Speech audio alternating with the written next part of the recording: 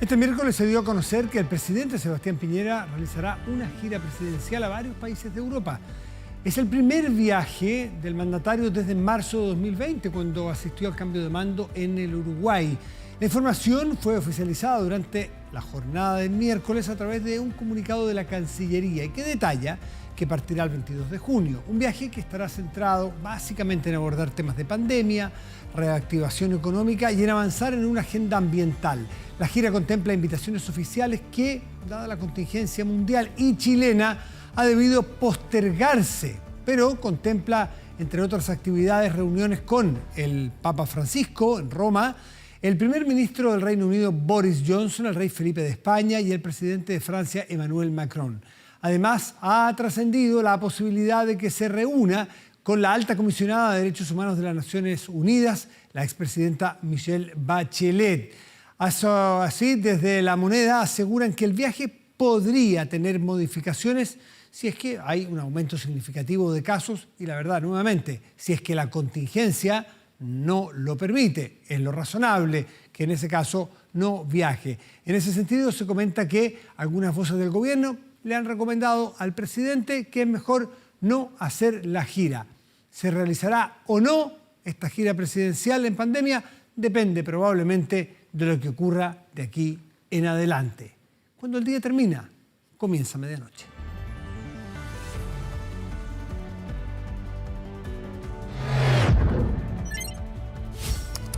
Medianoche. Sin duda de los desafíos más importantes que tenemos este año, de los más importantes, porque hemos tenido varios, ¿no?, en materia político, económico y social, es la Convención Constitucional, la Convención Constituyente.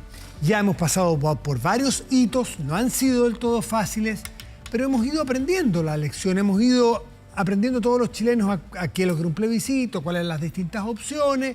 Ganó una sola opción, después el paso siguiente era elegir a las personas que iban a estar sentadas allí.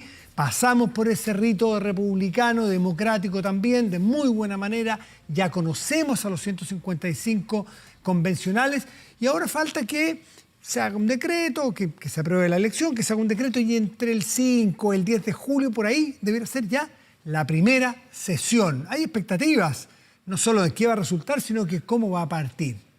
Pero también salen nubes entre medio y algunas de ellas es interesante analizarlas. Nubes porque ponen en duda ciertas cosas que dábamos por hechas, que estaban en la ley, que estaban en la Constitución.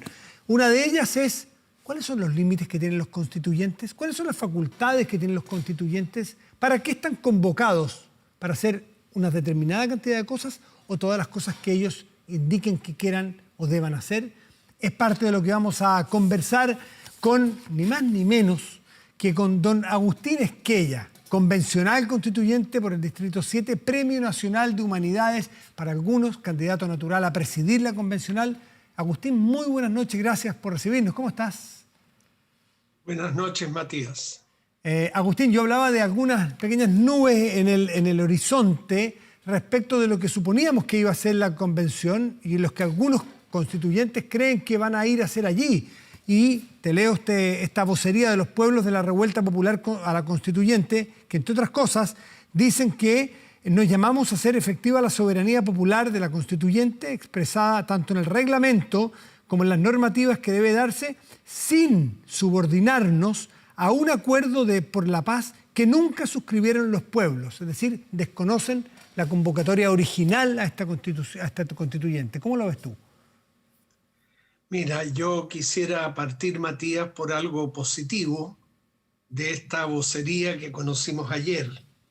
Y esa parte positiva es aquella en la que dicen quienes la suscriben lo siguiente: encaramos el proceso constituyente con participación popular de nuestra historia, el primer proceso de ese carácter y el primero que en el mundo cuenta con un órgano paritario.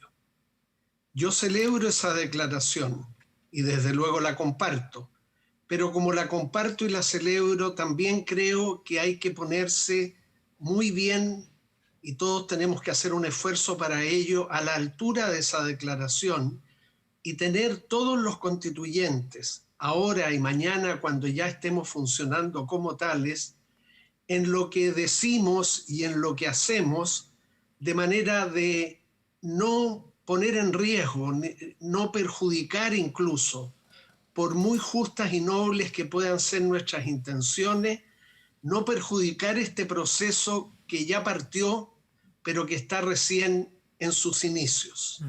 Otra cosa es la cuestión de la sujeción a las reglas. Nos guste o no, hay reglas previas a la constitución de la Convención Constitucional.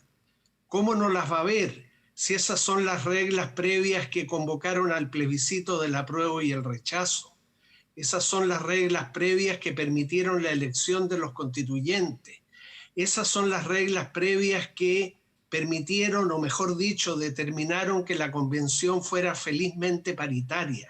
Esas son las reglas que incorporaron también, enhorabuena, pueblos originarios. Bien, estamos, gracias a esas reglas que todos celebramos, en el inicio del camino. Y ahora tiene que comenzar la parte más ardua, larga y difícil, la elaboración de la nueva Constitución, pero que es imposible de llevar adelante si somos coherentes con lo que venimos recorriendo, con sujeción a las reglas previas que ya existen.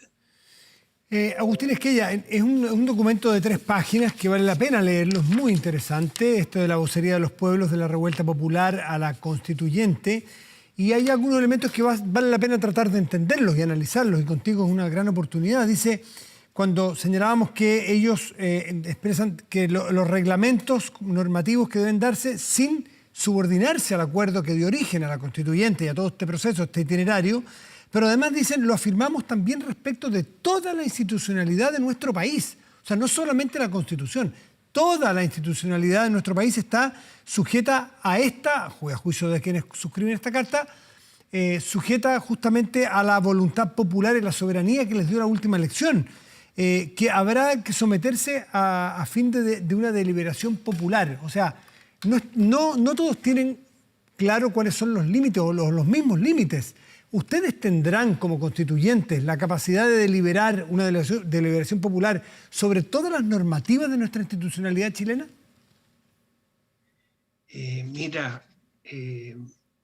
La Convención Constitucional tiene que subordinarse no al acuerdo para la paz, a lo que tiene que sujetarse es a las reglas jurídicas de carácter constitucional que se dictaron después del acuerdo para la paz. Es en el marco de esas reglas que venimos operando en este proceso constituyente, y aunque algunas de ellas no nos gusten, tenemos que seguir operando en el marco de esas reglas. Por ejemplo, Matías, a mí nunca me gustó, ni me gusta hasta hoy, la regla de los 2/3 para acordar en las disposiciones de la nueva Constitución. Me parece un quórum demasiado alto, pero ese es el quórum que establecieron las reglas, y en consecuencia, por mucho que a mí esa regla no me agrade, por mucho que me merezca crítica, no está en mi mano cambiar esa regla, porque yo no la dicté, no la dictó la Convención Constitucional tampoco, la dictó el actual Congreso Nacional, de manera que cualquier cambio a las reglas tendría que ser aprobado por aquel que estableció las reglas. Pero es que y ese que estableció las reglas es el Congreso Nacional. Agustín, Entonces, pienso que hay que ajustarse a ellas, porque por lo demás, Matías, eso es lo que yo vengo enseñando hace más de 50 años en la universidad. Todos decimos que los reglamentos de una ley no pueden cambiar la ley que reglamentan, la complementan, facilitan su aplicación. El reglamento de la Convención tampoco puede cambiar las reglas de la Constitución, solo puede complementarlas, desarrollarlas. Hay mucho campo libre para la Convención en términos de lo que puede decidir en su reglamento. Pero jurídicamente lo que no puede hacer es alterar ella reglas que no colocó y que ya se vienen aplicando como parte de este proceso. De eso depende, Matías, creo yo, también el éxito de este proceso, de un proceso en el que no podemos permitirnos fracasar, y menos por culpa de nosotros mismos. Lo que ocurre es que algunos, no sé si exactamente los 34 suscriptores de esta carta o este documento, pero sí muchos de ellos han dicho en diversas entrevistas que si el reglamento emana del Congreso Nacional, que es de donde salió, ¿no es cierto?, la última reforma que se hizo, para muchos de ellos el Congreso es ilegítimo. Por lo tanto, no... Tú lo habrás leído, me imagino, yo lo he leído. No, Por lo tanto, entonces lo que de allí emana tampoco lo es. Entonces, hay una contradicción ahí. Matías, perdón, nadie ha dicho ni denunciado que el reglamento de la convención vaya a salir del Congreso Nacional. Tampoco va a salir de la Presidencia de la República.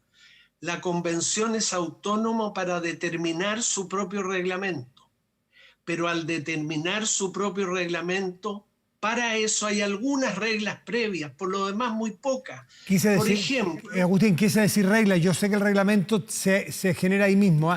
Me refería a las reglas que se generaron en la reforma constitucional que operó. Y algunos creen que es ilegítimo el Congreso. Bueno, si es ilegítimo el Congreso, fue ilegítimo el plebiscito del apruebo y del rechazo. ¿Por qué aceptamos las reglas en ese momento y las aplaudimos en consecuencia? Si el Congreso no tiene legitimidad, ¿por qué postulamos a la Convención Constituyente en una elección que fue también materia de esa reforma constitucional? Entonces, Matías, por una coherencia y por un respeto a la propia Convención y un cuidado que debemos tener de la misma, tenemos que continuar respetando las reglas aunque no nos gusten. No podemos respetar solo aquellas que nos gustan y dejar de respetar aquellas que no nos gustan, salvo que el Congreso Nacional las cambiara, pero no pueden cambiarlas los propios constituyentes. Mira tú, este documento habla de llamados, hace 6 llamados, sí, pero en verdad los primeros 5, Matías, lo que son peticiones. Peticiones de libertad de los presos políticos, de verdad y justicia, de reparación, de desmilitarización de la Araucanía, de no expulsiones de migrantes. Sí, pero eso el sexto es distinto. Pero cualquiera tiene derecho, y desde luego los futuros constituyentes, a hacer peticiones a la autoridad. Entonces, eso que el documento llama llamados, en verdad son peticiones. Ahora, el sexto Para es bien mí lo distinto. delicado está en el número 6 del documento que tú tienes, Matías, ahí a la vista, porque es allí donde se señala, a mi juicio erróneamente, que la Convención Constitucional es un órgano soberano que prácticamente no tiene límites en cuanto a lo que determine. Y querámoslo o no, los límites existen. Mira, siempre que alguien va a producir derecho y la Convención Constitucional va a producir una constitución política, es verdad, política, pero que también es un texto jurídico. Todo el que va a producir derecho está sujeto siempre a algunas reglas que cuando menos le dan la competencia para producir ese derecho. Está bien. Agustín, es que lo último que te quiero decir, porque en la parte media de ese cuerpo, ese numeral 6, dice que en consecuencia el proceso abierto por los pueblos, me imagino que a partir del plebiscito, ahí participó el pueblo, no puede ser limitada la redacción de una nueva constitución bajo las reglas inamovibles. Es decir, estas 34 personas sostienen que entre sus facultades no está solamente redactar una constitución, sino ir mucho más allá, lo que a ellos les vaya pareciendo. ¿Tú eso lo estimas pertinente, erróneo, discutible? ¿Cómo lo calificarías? No es así, pues, Matías. Ningún poder, ningún organismo público, y la Convención lo es, puede ir más allá del ámbito de su competencia. Mira tú la tremenda competencia que tiene la Convención Constitucional, única, especialísima, histórica, a lo largo de los 210 años de vida independiente. Nada menos que elaborar y proponer al país una nueva Constitución.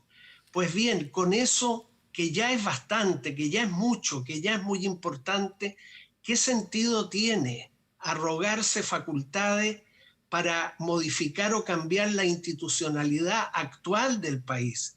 Es que podría la Convención Constituyente pedirle la renuncia al presidente de la República, es que podría suprimir una de las 2 cámaras del Congreso, es que podría derogar leyes que estén vigentes. No se puede hacer eso, no es justo plantearlo, y el riesgo, Matías, es que con estas aseveraciones se pueda, sin ser por supuesto ese el ánimo de quienes suscriben esta vocería, se pueda causar dificultades para que la convención se constituya, inicie sus trabajos y funcione. Yo dije antes que este documento contiene lo que se denomina por los suscriptores llamados. Son peticiones. Está bien, todos podemos pedir en el ámbito público, pero no podemos presentar, espero que ese no sea el ánimo de quienes suscribieron el documento, esas peticiones como condiciones. Es decir, mientras no se atienda a estas peticiones que estamos haciendo, la Convención Constitucional no puede constituirse, no puede celebrar su primera sesión, no puede comenzar a trabajar. Pedir, sí, un derecho fundamental, pero la Convención Constitucional, al margen de que esas peticiones se puedan o no atender en las pocas semanas que restan, antes de que empecemos nuestro trabajo, no pueden condicionar el inicio del trabajo de la Convención Constitucional, porque eso equivaldría a complicarla en exceso, a obstaculizar su trabajo, repito, sin que necesariamente ese sea el móvil, el motivo que los de estas personas que firmaron, de estos constituyentes que firmaron. Agustín Esquella, Premio Nacional de Humanidades, constituyente del Distrito 7, y no se hizo cargo de lo que yo dije, que algunos sostienen que va a ser el presidente, que debiera ser... ¿Cómo me voy a hacer cargo de eso, Matías? Si en la convención hay, de hecho, hombres y mujeres con muchas mejores cualidades y con menos edad que yo. No tengo ninguna aspiración a presidente. Tal vez por eso hablo, Matías, perdóname que lo diga yo, con la libertad que hablo. Está bien. Agustín, muchas gracias por recibirnos. Muy buenas noches y gracias. Gracias a ti, Matías, por ocuparte de este tema. Chao, chao, que estés muy bien. Vamos a hacer una pausa y ya volvemos. Espérenos.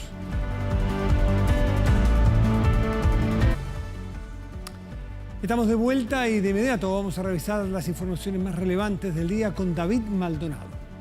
Gracias, Matías. Fuertes marejadas anormales afectaron a la zona centro-sur del país. Olas de hasta 10 metros causaron destrozos en algunas localidades. Según el pronóstico, el fenómeno se prolongará hasta este sábado, por lo que la autoridad marítima llamó a la ciudadanía a actuar con prudencia y evitar acercarse a la costa. En el litoral de Iloca, una de las tantas olas que ha estado azotando. Imagen de Iloca que se repitió en gran parte del litoral chileno. Olas de gran altura que iban y venían y que llegaron a rincones insospechados. El fenómeno había sido anunciado por la Armada, alerta en una decena de regiones por marejadas anormales. Pero a lo largo de la costa se vio a pescadores artesanales sorprendidos y desesperados, intentando asegurar sus embarcaciones para evitar que se dañaran. Mire, ahí se están yendo los botes. Miren, vean, aquí está con las tragedias que están quedando. Pero ahora voy a arrancar con los botes más afuera, sacarlo con tractor y todo. Los motores, pues, sobre todo, es el daño más grande, a donde chocan con uno y otro bote. En Talcahuano, la altura de las olas superó los 10 metros. Panorama similar en Rinconada de Taucú, al sur de Copquecura, en la región de Ñuble. También se vio a pescadores tratando de salvar sus implementos de trabajo.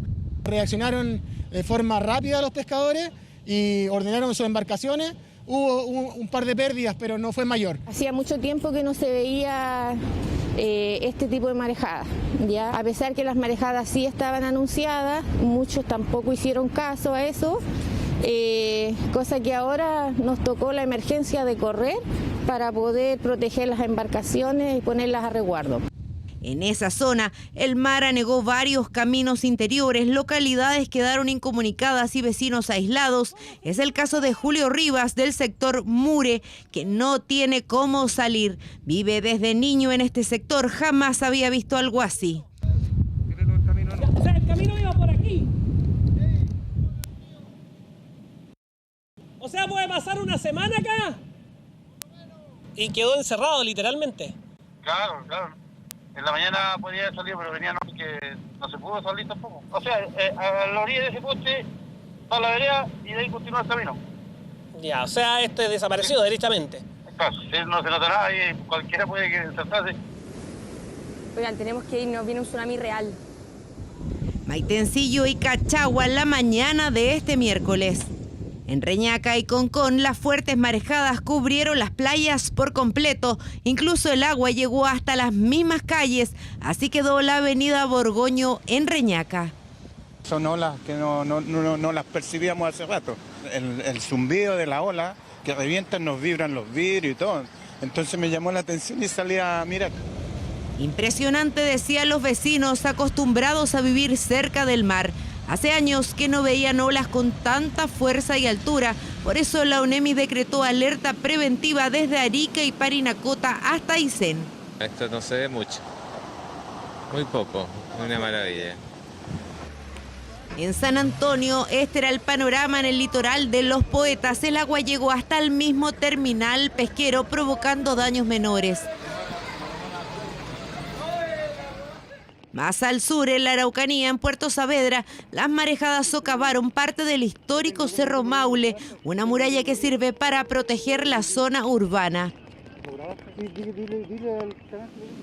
No hay que bajar la guardia porque para este jueves se espera un panorama similar en las horas de pleamar, a las 10 de la mañana y a las 10 de la noche, un fenómeno que va avanzando hacia el norte. En general, esto va a afectar a gran parte del país, cuando digo gran parte del país, desde Arica hasta la región de Aysén. ¿Cuándo va a afectar en cada sector? Bueno, hasta el día viernes a la zona sur y a la zona central, y ya hasta el día sábado hasta la región de Arica, Parinacota, o sea, hacia el norte del país. La autoridad marítima llamó a la ciudadanía a actuar con prudencia, evitar acercarse a las playas y recorrer sectores rocosos. La pesca artesanal está prohibida por estos días.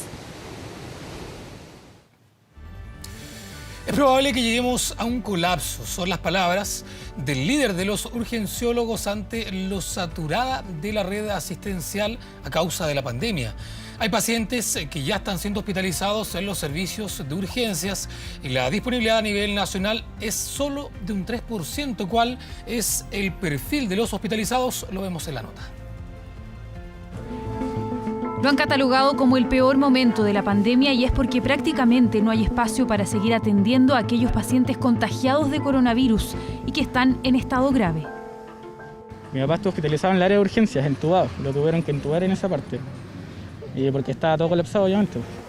Técnicamente no se habla de un colapso porque a lo largo del país hay 149 camas disponibles aún. Pero según los expertos estaríamos cerca de llegar a la máxima capacidad del sistema hospitalario. ¿Qué pasa si surgen otras urgencias? ¿Si alguien necesita una cama por otra patología?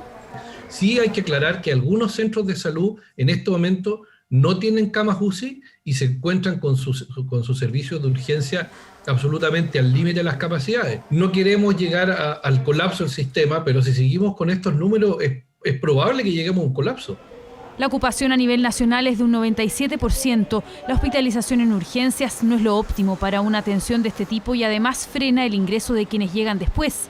Pese a la saturación, desde la autoridad sanitaria aseguran que en los recintos de salud aún no se vive el dilema de la última cama, pero si los números no bajan, no saben hasta cuándo podrán evadir esa dramática elección. Cada vez más nos hemos enfrentado a la situación en la cual va a haber solo una cama. Y el mejor candidato para esa cama no va a ser el primero que llegó, no va a ser el último que llegó, no va a ser el más joven, no va a ser el más viejo, pero es el que tenga un mejor pronóstico. Y ese momento, esa decisión es muy difícil de tomar. ¿Cuál es el perfil de los hospitalizados hoy? Tal como hace unos meses, son más jóvenes. El grupo bajo los 39 años representa más de un 22% de los ingresos, mientras que los mayores de 70 son cada vez menos. La mayoría de quienes están conectados a un ventilador mecánico, además, aún no han completado su esquema de vacunación.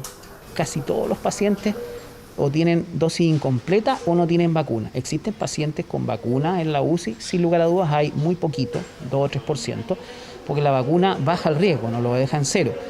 Otro factor importante es la obesidad, mega obesidad, pacientes con IMC sobre 40, 45. El gran problema es que todos los días ingresan más pacientes de los que logran salir de las UCI y así el sistema poco a poco está al borde del colapso. Nunca en toda la pandemia el porcentaje de camas críticas ocupadas había sido tan alto a nivel nacional, con una demanda que mantiene además al personal de salud al límite de sus capacidades.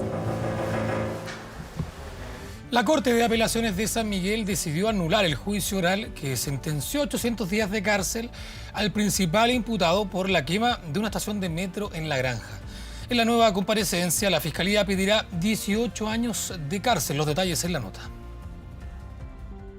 Los registros muestran a los dos acusados en el lugar de los hechos y en medio del incendio que el 18 de octubre del 2019 destruyó por completo la estación La Granja. La Fiscalía pidió 18 años de prisión para los imputados Omar Jerez y Jeremy Ramírez. El tribunal los sentenció a 800 y a 540 días de cárcel. Omar fue condenado por el delito de incendio, pero en grado de tentativa, porque finalmente lo que él hizo fue encender un papel que cayó al suelo en la oficina de una estación que no se incendió ese día. A Jeremy Ramírez lo condenó el tribunal por el delito de daños simples y fue absuelto del incendio. No se le ve en ningún momento incendiando. La sentencia del sexto tribunal se conoció en abril. El Ministerio Público apeló ante la Corte de Apelaciones de San Miguel y este miércoles logró revertir el dictamen. El juicio fue anulado y será repetido en su totalidad. La Fiscalía Sur sustentará su acusación en base a los antecedentes periciales, documentales y testimoniales, entre otros, reunidos durante su investigación, y de ese modo obtener sentencia condenatoria. Esperamos, y particularmente respecto de uno de los imputados, la Corte da cuenta de que, tal como lo dijimos oportunamente, en este caso hay un delito de incendio frustrado y esperamos que así se pueda comprobar en el nuevo juicio oral y en la próxima sentencia por ese caso. El Metro, la Fiscalía y el Ministerio del Interior insisten en que hubo un delito consumado de incendio y luego de la anulación buscarán una condena superior. Que se acojan a este tipo de recursos es bastante excepcional. A través de estos fallos, las Cortes de Apelación y la Corte Suprema lo que van asentando son ciertos criterios. Esos fallos de los tribunales superiores son utilizados tanto por las defensas como por la Fiscalía y los querellantes para sustentar determinadas tesis jurídicas. Estamos ante una investigación manipulada y poco objetiva, y es precisamente ese el peligro de hacer un nuevo juicio. Este es uno entre muchos otros casos de prisión política de los que hemos sido testigos. Ya en enero, la Corte anuló un juicio similar contra los dos imputados por la quema del Metro Pedreros. Esta vez el fallo involucra a la estación La Granja, una de las 20 que terminaron completamente destruidas. Estuvo 10 meses cerrada y sus daños fueron evaluados en más de 1.000 millones de pesos. Pasamos ahora a revisar el acontecer policial en las calles de Santiago. Tomamos contacto con Arnaldo Sepúlveda. ¿Cómo estás, Arnaldo? Hola David, ¿qué tal? Muy buenas noches. Claro, pasamos a revisar uno de los principales hechos policiales de esta jornada y nos trasladamos a la comuna de San Bernardo porque allá una mujer fue víctima de un portonazo frustrado. Este hecho ocurrió en la calle Padre Hurtado con Zoroastro cuando esta mujer iba llegando a su domicilio. Fue interceptada por dos menores de edad de 14 y 17 años quienes la amenazaron con un arma de fuego, la encañonaron. Producto de la amenaza, esta mujer desciende del vehículo, sin embargo logra activar el bloqueo de su automóvil y también una patrulla policial pasaba por el sector e inició una persecución para detener a estos dos menores de edad. Finalmente logran detenerlos y también incautar esta arma de fuego. Nosotros pudimos conversar con esta mujer y también con carabineros, quienes nos entregaron mayores antecedentes. Iba a subirme al auto y ahí llegaron dos tipos, llegaron en un auto rojo y me apuntaron con un arma, yo les pasé las llaves y salí corriendo. Traté de mantener la calma y ocupé la aplicación del celular y pude hacer el cortacorriente respectivo. Así que después me señaló el GPS y bueno, llamé a carabineros para que se acercaran, pero fue casualidad que justo estaban pasando y estos tipos ya se habían bloqueado el vehículo. Se logró la detención de 2 adolescentes de 14 y 17 años. Previo a un patrullaje preventivo que efectúa el cuadrante, se percata un vehículo abandonado en la vía pública y efectúa las diligencias autónomas pertinentes. Una vez que se efectúa la diligencia, digamos, el traslado de los detenidos, en primera instancia obviamente por control de identidad, son identificados como autores de robo con intimidación con un arma de primera instancia de fuego, según lo que declara la víctima, pero obviamente se pudo determinar que el arma correspondía a un arma de fuego. A pesar de la violencia que presentaron estos menores en el actuar contra esta mujer, resulta importante mencionar que ella no resultó con heridas de gravedad y también, producto de esta persecución, se logró la detención de estos 2 menores de 14 y 17 años que pasarán al Ministerio Público para saber qué ocurrirá con ellos. Pero también, mientras nosotros reporteábamos allá en el lugar, los vecinos nos comentaban que no era la primera vez que ocurría un portonazo, sino que estos hechos han aumentado durante los días siguientes. Esta información y otras informaciones policiales se las informaremos en los siguientes noticieros, David. Muchas gracias, Arnaldo, por ese completo informe desde las calles de Santiago. La 1:59. Vamos a una pausa, ya volvemos.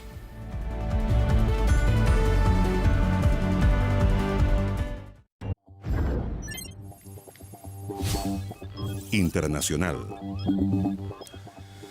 Regresamos con la agenda internacional porque el presidente de Argentina está causando polémica después de asegurar que, a diferencia de los otros países de la región, los argentinos llegaron en barco desde Europa. Alberto Fernández recibió al presidente español Pedro Sánchez en la primera visita desde el extranjero a la Casa Rosa desde que se inició la pandemia. La instancia, que era para discutir temas económicos y relacionados con la crisis sanitaria, terminó destacando por la desafortunada frase del mandatario argentino. Parafraseando erróneamente al escritor mexicano Octavio Paz, Fernández señaló que los mexicanos salieron de los indios, los brasileños de la selva, pero los argentinos llegaron en barco desde Europa. La frase del presidente causó polémica en redes sociales, por lo que Fernández tuvo que salir a pedir disculpas. Escribió alguna vez Octavio Paz que los mexicanos salieron de los indios, los brasileros salieron de la selva, pero nosotros los argentinos llegamos de los barcos. Y eran barcos que venían de allí, de Europa. De esas desafortunadas palabras pasamos a la noticia que ha marcado la última semana, cuando ya se han contabilizado más del 99% de las actas válidamente escrutadas. Pedro Castillo, quien ya se proclamó como ganador, se impone ante su par Keiko Fujimori en las elecciones presidenciales de Perú. Con una diferencia de poco más de 73.000 votos, los porcentajes dejan al candidato de Perú Libre con un 50,2% y a la representante de Fuerza Popular con un 49,79%, quien además ha asegurado, junto a su partido, que hay irregularidades en las elecciones, por lo que su conglomerado está intentando anular la votación de 802 mesas de sufragio que suman cerca de 200.000 votos, que se suman a otros 300.000 votos que ya están en etapa de revisión. Con eso llegan a estos 500.000 votos que, según el Partido Fuerza Popular y Keiko Fujimori, podrían cambiar o hacer la diferencia en esta estrecha elección en Perú. Fuerza Popular está presentando el día de hoy acciones de nulidad en 802 mesas a nivel nacional, acciones que se están presentando al Jurado Nacional de Elecciones. Estas 802 actas representan aproximadamente 200.000 votos que, cuando estas acciones de nulidad sean admitidas, deben ser retirados del recuento final. Bueno, le ponemos fin a este bloque informativo. Volvemos contigo, Matías. Bien, David, muchísimas gracias. Y nos vamos de inmediato a la pantalla grande de nuestro estudio y revisamos nuestro portal de noticias 24horas.cl. ENAP, 28 semanas con combustibles al alza. Esto es parte de lo que para muchos es preocupante, ¿no? Bueno, esto es parte de lo que explica también el IPC que el Instituto Nacional de Estadística ha dado a conocer para el último mes. Así que ahí hay una preocupación, el alza sostenida de las bencinas. Más detalles en 24horas.cl. Revisamos el tiempo para hoy, jueves. En la región metropolitana tendremos cielo despejado y una máxima probable de 19 grados. En tanto en Linares, región del Maule, habrá cielo despejado y una máxima probable de 17 grados. Esperando que esta información y toda la entrega de hoy haya sido de utilidad para usted, le deseamos también que tenga una noche buena, reparadora, que descanse. Nos reencontramos mañana. Gracias por venir. Chao.